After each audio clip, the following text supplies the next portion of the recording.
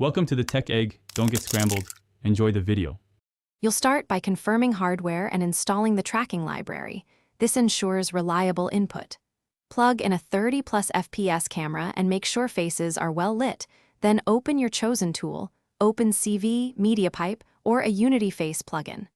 Once done, capture a quick reference scan to calibrate size and orientation. This helps the detector learn your subject.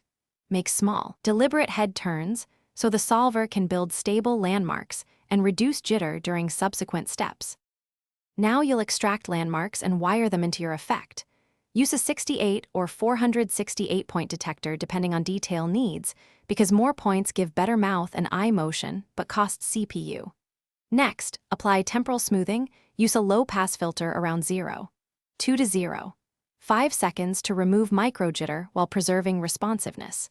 Then map those landmarks to your face mesh or UI anchors. Make sure scale and rotation match the camera feed so expressions translate naturally. And test with exaggerated faces. Finish by optimizing and validating the whole effect. You'll reduce model size or lower inference to 1530 FPS if you need CPU headroom, because steady performance matters more than tiny accuracy gains.